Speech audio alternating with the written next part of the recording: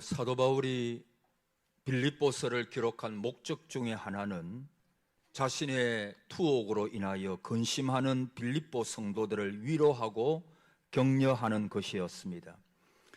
빌립보 성도들에게 있어서 바울의 투옥은 단지 존경하고 사랑하는 목회자의 시련 정도로만 보이는 것이 아니었습니다.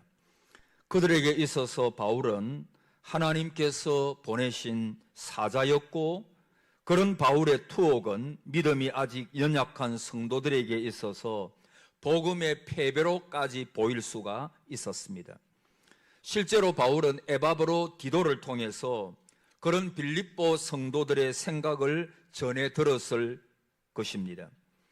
그러므로 바울은 자신의 투옥으로 근심하는 믿음이 연약한 빌립보 성도님들을 위로하고 격려함으로써 믿음에 굳게 서도록 할 필요가 있었습니다. 여러분, 목회자의 관심이 어디에 있겠습니까? 영혼이 잘됨 같이 범사에 잘되는 복을 여러분이 받기를 원하고 기도하는 것은 당연합니다. 여러분들이 기도하는 것이 이루어지고 또 가정에 하나님의 은혜가 넘치고 온 가정이 참 하나님을 잘 섬기는 귀한 가정으로 서기를 목회자는 기도합니다. 그러나 정말 목회자의 관심이 어디 있을까요? 사랑하는 우리 동상의 성도님들이 믿음에 굳게 서는 것입니다. 평안할 때든지 고난 당할 때든지 내가 질병을 앓는다든지 그 어떤 때에도 그것에 굴하지 아니하고 믿음에 굳게 서는 것, 이것이 모든 목회자의 관심이요 중요한 것이 아니겠습니까? 사도 바울도 바로 그런 마음이었습니다. 이 빌립보 교회, 주님께서 세우신, 주의 피로 세우신 그 빌립보 교회가 이런 사도 바울의 투옥으로 인해서 약해지지 아니하고 모든 것을 잘 알아서 이 교회가 또 성도님들이 믿음에 굳게 서도록 하는 것이 사도 바울의 모든 관심사였습니다. 바울은 여기서 자신의 투옥이 복음의 패배가 아니라 복음의 진보가 되는 계기가 되었음을 밝히고 있습니다. 그리고 그 신뢰로 로마에 옥에 갇힌 자신을 사랑하는 순수한 마음에서와 또 어떤 사람은 자신을 시기하고 투기하고 분쟁하는 마음에서 복음을 열심히 전하는 자들이 생겨났음을 밝히고, 동기가 어떻게 되든 간에 전파되는 것은 그리스도의 복음이기 때문에 자신은 기뻐하고 기뻐할 뿐이라 라고 피력하고 있습니다. 자, 그래서 12절에 보면 형제들아 내가 당한 일이 도리어 복음 전파의 진전이 된 줄을 너희가 알기를 원하노라. 여기서 내가 당한 일이 뭐죠? 사도 바울이 복음 때문에 감옥에 갇힌 일입니다. 이것은 바울의 투옥이 도리어 복음 전파에 새로운 기회를 가져다 주었다라고 하는 고백입니다. 자, 13절에 이러므로 나의 매임이 그리스도 안에서 모든 시대 안과 그 밖에 모든 사람에게 나타났으니. 여러분, 만약에 바울이 매이지 않았다면 어떻게 로마 감옥에 시대까지 복음을 전할 수가 있었겠습니까? 일반적으로는 그 로마의 시대 군인들을 접할 수가 없습니다. 여러분, 그 당시에 로마의 시대들은 한 2만 명 정도 되었다고 합니다. 이 사람들은 단순한 경호원이 아니라 로마를 움직이는 세력 가운데 하나, 그 왕을 경호하고 또 왕의 모든 것을 이제 알아서 지키는 그런 사람들인데, 이 사람들은 일반적으로 말하면 출신 성분, 이북에서 그런 이야기 많이 하죠. 출신 성분이 아주 까다로운 것입니다. 그래서 웬만한 사람은 왕의 경호를 잘 맡을 수가 없습니다. 로마의 꽃이라고 불리던 사람이 그 로마 시대였습니다.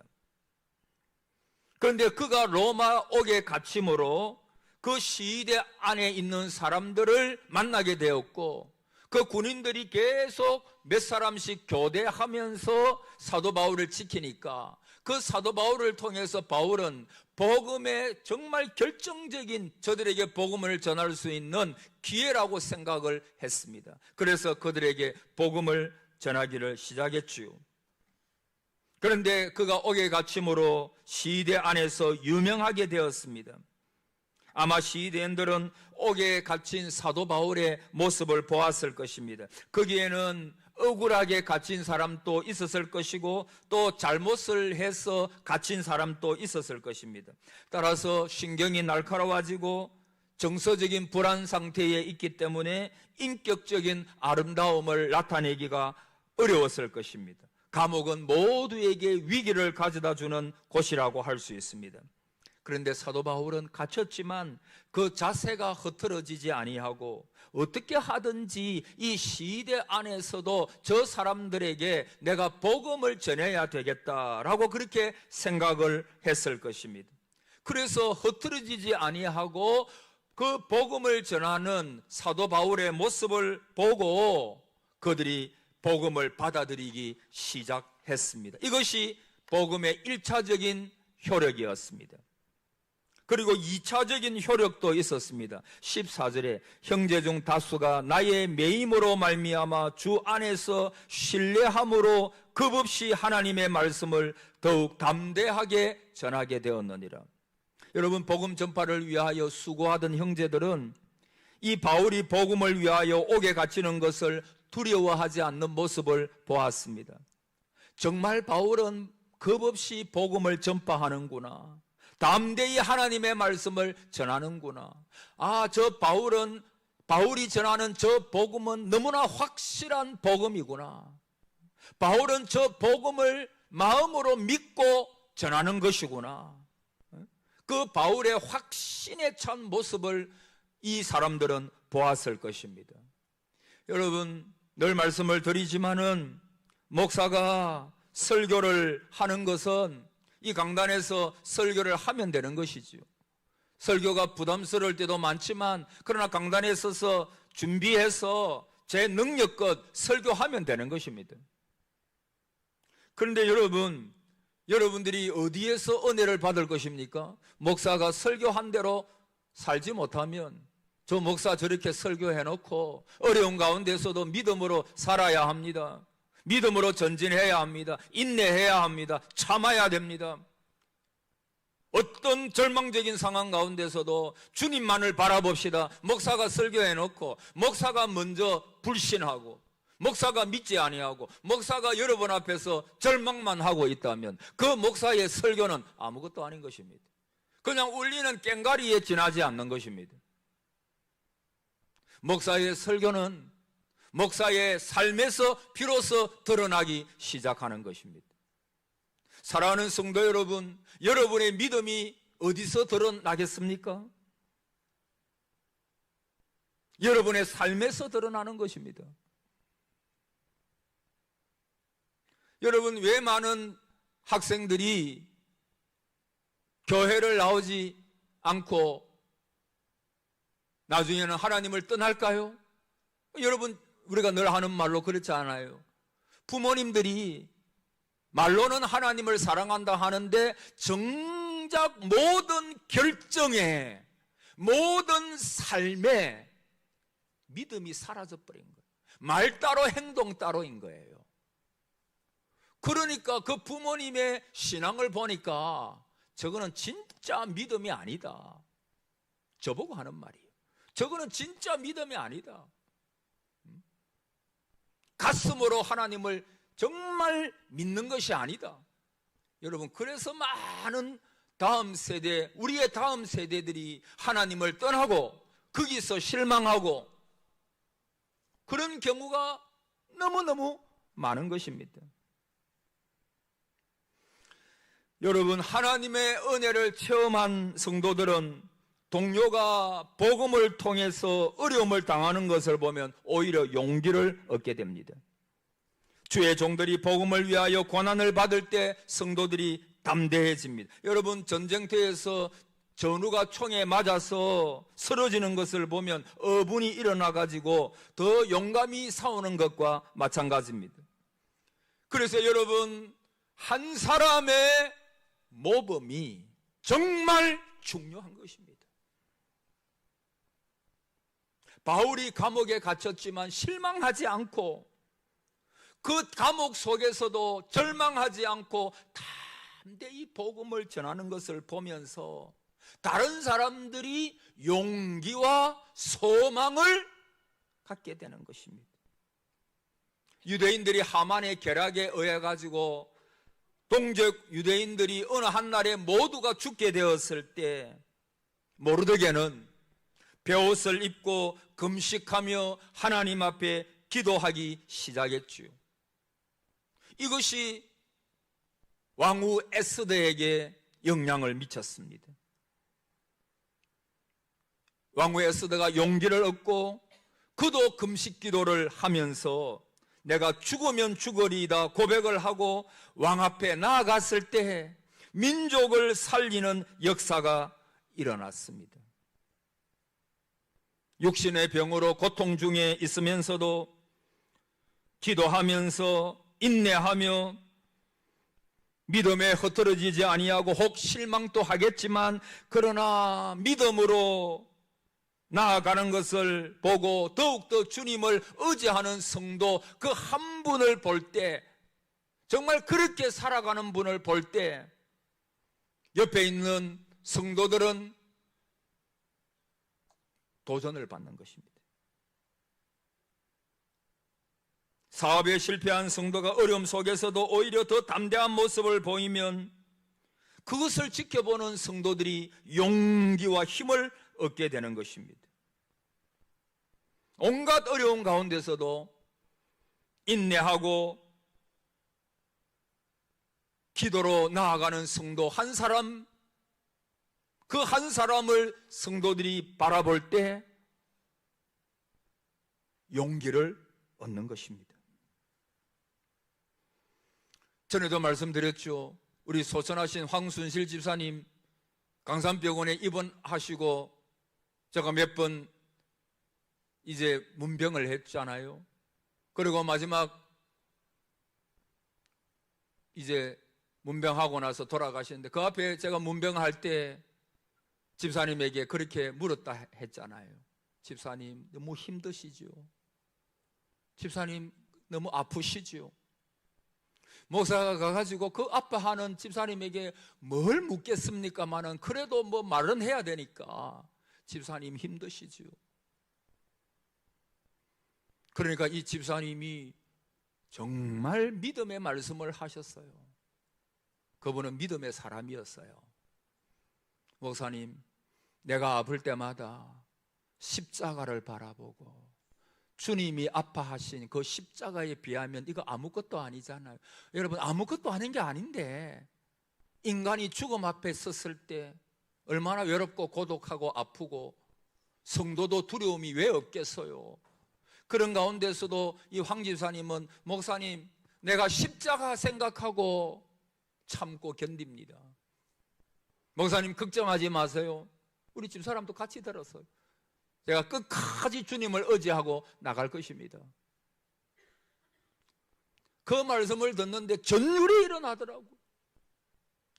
성도님들 가운데는 목사를 부끄럽게 하는 성도님들이 우리 교회에도 너무 많아요. 저분이 나보다도 10배나 더 낫구나.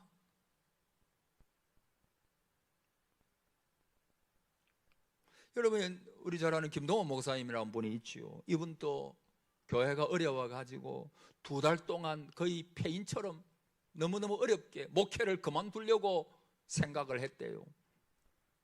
어떤 어려움인지는 저는 다는 몰라요.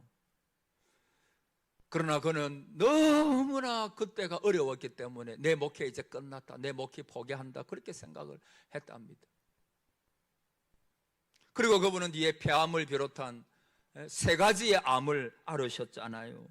그 항암 치료가 얼마나 어려웠던지 이분은 항암 치료 받을 때마다 기절한 적이 몇 번이나 됐는데, 항암 치료 받다가 너무 힘이 드니까 그냥 기절한 거예요.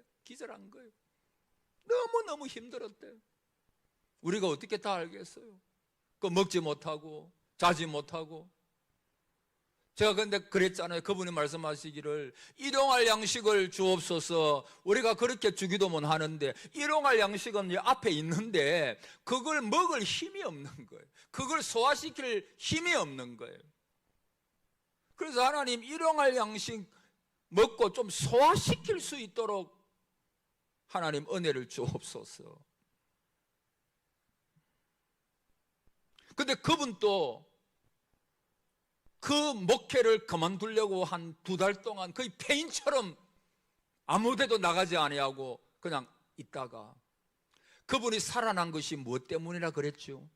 십자가가 나를 살렸다. 그래서 십자가.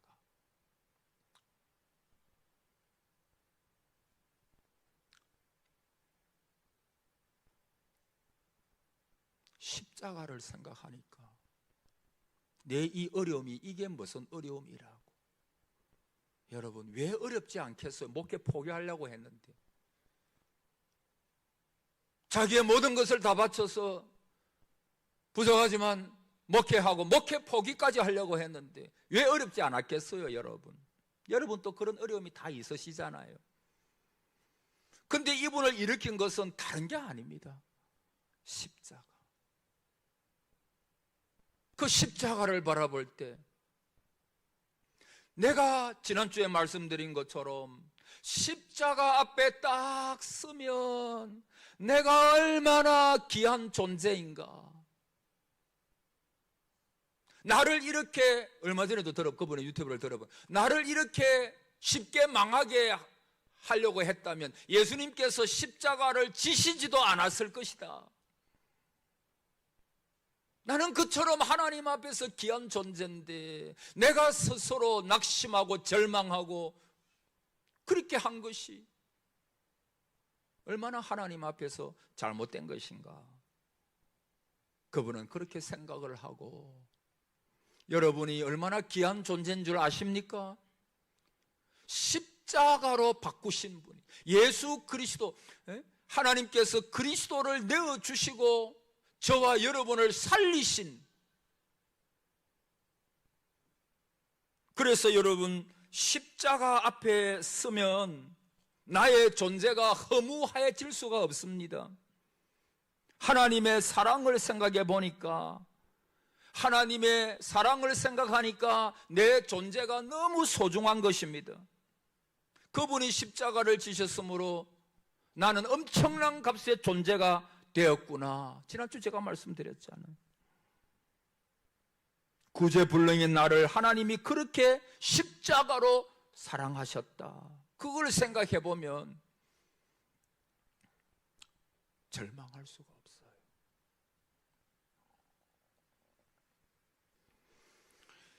여러분 어떻게 보면 고난은 축복이에요. 목사님 무슨 고난이 축복이고 그렇게 쉽게 말하면 제가 쉽게 말씀드리는 거 아닙니다.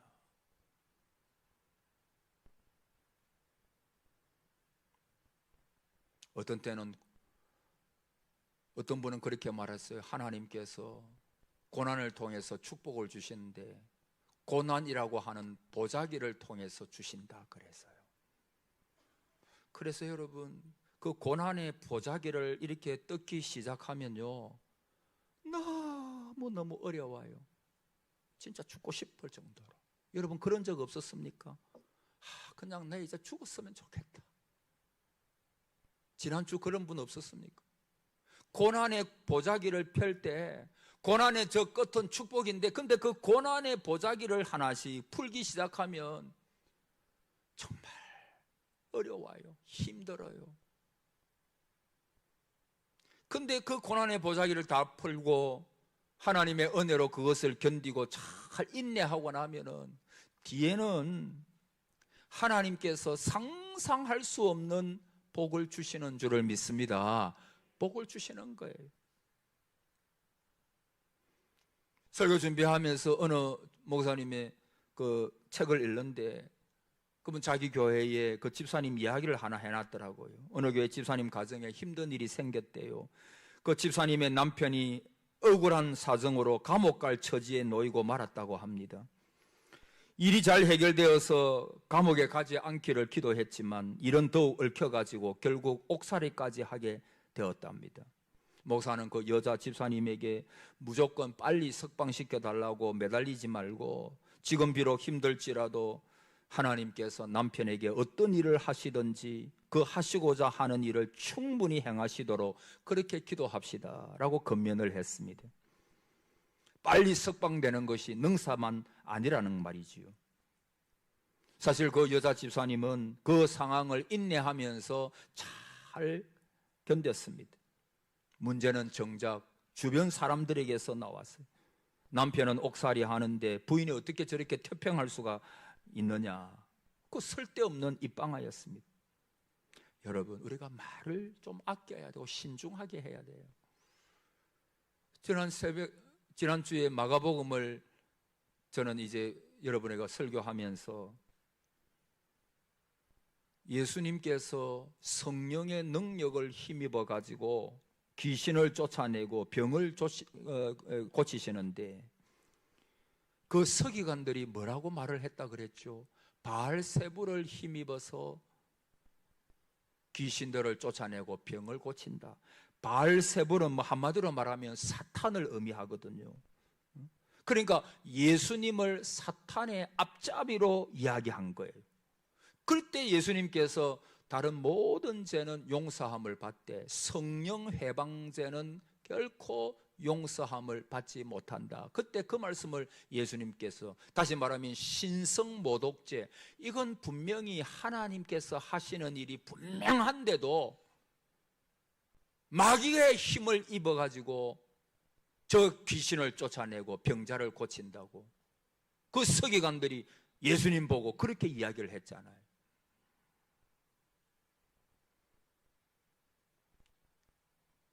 저와 여러분은 믿는 성도기 때문에 성령 해방죄는 여러분 지을 수가 없어요. 그런데 이 서기관들은 자기들의 유대적인 간섭과 기득권을 위해 가지고 하나님의 아들이신 그분께서 사탄을 힘입어 가지고 귀신을 쫓아내 사탄의 앞잡이로 예수님을 그렇게 말하는 거예요. 여러분,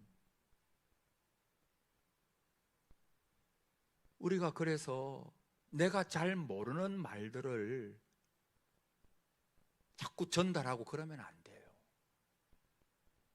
내가 잘 모르는데, 확실히 모르는데, 그리고 내가 확실히 알아도 전에 말씀드렸죠. 교회의 어떤 공동체에 덕이 되지 아니하면 그 말을 안 하는 게 좋아요. 할렐루야. 너무 심각하게 제가 이야기하는 것 같아가지고. 그런데 여러분, 이거 심각한 것은 심각하게 들으십시오. 여러분, 말은 다 할 수 있지만 책임은 져야 됩니다. 그렇잖아요.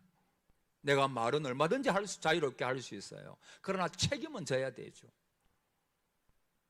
오늘 이 서기관들 보세요. 예수님 보고 그렇게 이야기하는 거예요. 그래서 예수님께서 성령을 해방하는 죄는 용서함을 받지 못한다고 그렇게 이야기하잖아요. 그러니까 그 집사님 주위에 있는 성도들이 하나님을 신뢰하고 인내하는 그 집사님에게 막 그런 말을 하니까 상처가 되는 거예요. 하여튼 6개월간의 옥살이를 그 남편이 마쳤어요. 그래서 그 남편이 목사님을 찾아와서 말하기를, 목사님, 지난 6개월간의 옥살이가 제 삶을 완전히 바꾸어 놓았습니다. 이제부터는 제대로 신앙생활을 하면서 하나님께서 기뻐하시는 삶을 살겠습니다. 고난이 위대한 서성이 된 거예요. 여러분, 집사님이나 그 남편에게 옥살이는 참 힘들었습니다. 그러나 그 고난은 그 집사님 부부를 하나님에게서 떠나지 못하도록 더 공고하게 만들어 주었습니다. 고난은 집사님에게 더욱 성숙한 신앙을 보여주게 했고, 남편에게는 하나님 앞에 온전히 나올 기회를 만들어 주었습니다. 고난은 이 부부를 더욱 깊이 있게 만드는 서성이 된 것입니다. 오늘 바울도 그 말을 하고 있는 것입니다. 고난 중에 있는 바울을 통해서 바울이 그 삶을 통해서 옥에 갇혀 있지만, 그러나 그런 가운데에서도 복음은 계속 전파되고 있음을 보여주고 있습니다. 어떤 고난도 복음을 뚫지 못하고 묶지 못한다는 것을 보여주고 있습니다. 고난은 복음을 묶지 못할 뿐만 아니라 인간을 더욱더 성숙하게 만드는 것입니다. 복음 전파를 위하여 수고하던 형제들은 사도 바울이 복음을 위하여 옥에 갇힘을 두려워하지 않은 것을 보고 그들은 위로를 받고 복음의 위대성을 발견하고 용기를 얻게 되는 것입니다. 여러분, 우리 모두에게 좋은 동력자가 필요합니다. 한번 따라해 보십시오. 좋은 동력자가 됩시다. 좋은 동력자가 되세요. 여러분, 마틴 루터 종교개혁자 있잖아요. 그에게는 동력자 멜랑히톤이라고 하는 같은 종교개혁가가 있었어요. 마틴 루터에 비해서 이 멜랑히톤은 15살이나 어린 사람이었습니다. 그러나 좋은 동력자였고 친구였어요. 사후에 루터와 같이 무덤에 묻힌 사람입니다. 루터는 좀 행동주의적인 사람이고 멜랑히톤은 아주 이론적인 뒷받침을 한 사람입니다. 루터가 낙심할 때마다 그는 늘 이렇게 말을 했습니다. 당신이 성경에서 발견한 진리를 확신하면 진리가 반드시 이길 것을 확신하십시오. 절대 약해지지 말고 믿음으로 나아가십시오. 진리는 반드시 승리할 것입니다. 그리고 기회 있을 때마다 성경을 통해서 멜랑히톤은 루터에게 힘을 주는데, 그가 늘 자주 인용했던 말씀이 로마서 8장 31절입니다. 그런즉 이 일에 대하여 우리가 무슨 말하리요? 만일 하나님이 우리를 위하시면 누가 우리를 대적하리요? 사랑하는 성도 여러분, 우리는 고난이 있을 때 절대 낙심하지 말아야 합니다. 하나님이 이 고난을 통해서 어떤 일을 이루실 것인가, 그렇게 한번 생각해 보십시오. 여러분, 평안한 삶만이 좋은 삶이 아닙니다. 제가 인생을 용서하십시오만 살아보니까 평안한 삶, 여러분 다 평안하시기를 바랍니다만 평안한 삶만이 좋은 삶이 아니에요. 고난이 있어야 합니다. 그 고난을 통해서 나 자신의 연약함을 뼈저리게 느껴야 됩니다. 어떤 때는 하나님께서 우리를 바닥까지 낮추십니다. 내가 과연 다시 일어날 수 있을 것인가, 재기할 수 있을 것인가, 그 정도까지 나를 낮추실 때도 있어요.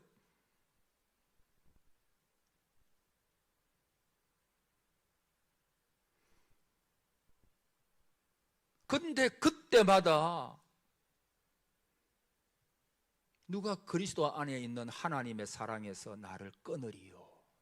이 말씀을 기억하세요. 하나님의 자녀는 결코 하나님이 포기하지 않습니다. 할렐루야. 결코 포기하지 않아요. 내 머리에서 아는 것이 가슴으로 내려와야 됩니다. 가슴으로 믿어야 돼요. 뜨겁게. 우리는 사실 머리로는 모든 많은 것을 알고 있습니다. 그러나 가슴으로 내려오지 않아요. 그래서 결정적인 순간이나 정말 하나님께서 믿음을 요구하실 때, 저는 언제 한 번은 기도하다가 하나님 앞에, 하나님 이것도 좀 부족하고 저것도 좀 부족하고 그래 하다가 하나님께서 어떤 마음을 주시는가 하면, 사랑하는 종아, 너 믿음이 연약한 것에 대하여 한번 통탄해 본 적이 있느냐? 너 믿음이 없는 것. 너가 목사지만 너 진짜 나를 향한 확신의 믿음을 가지고 하나님을 믿느냐? 너 진짜 나만 의지하느냐? 너 사람 보지 마라. 너 하나님만 의지하느냐?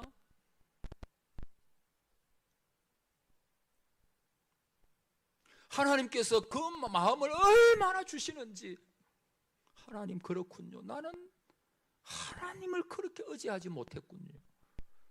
하나님을 그렇게 사랑하고 신뢰하지 못했군요. 나는 진짜 사꾼 목사군요. 그냥 하나님 앞에서 그냥 그렇게 엎드린 적이 있어요.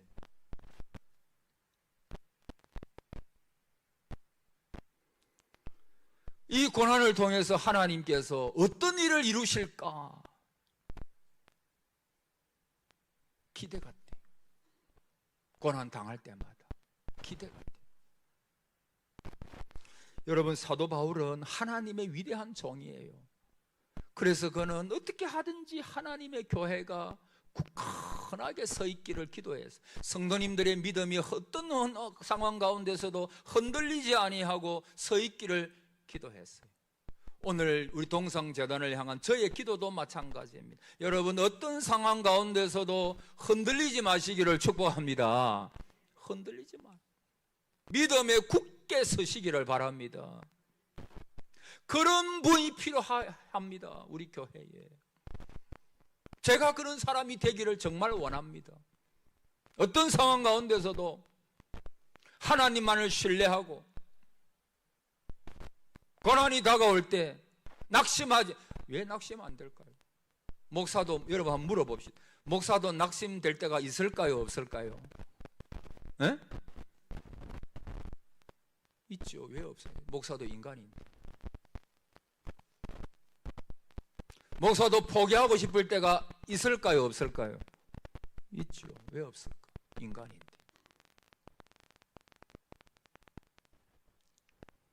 그러나 여러분, 그때마다 저는 하나님의 말씀을 묵상합니다. 두려워하지 마라. 내가 너를 떠나지 않으며 버리지 아니하리라. 나의 어려운 오른손으로 너를 붙들어 주리라. 저는 우리 교회를 생각할 때마다 늘 그렇게 기도. 하나님, 내 교회입니까? 당신의 하나님의 교회지 않습니까? 하나님의 교회는 하나님이 지키십시오. 얼마 전에 비가 많이 와서 좀 오늘도 그렇게 하기는 합니다만 잘 지키지 못해서, 목사가 잘 지키지 못해서 죄송합니다만,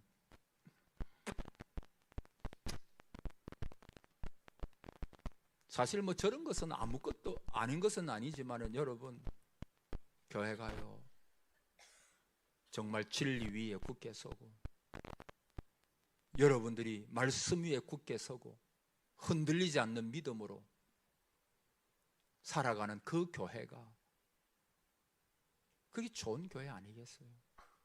그게 빌립보 교회예요.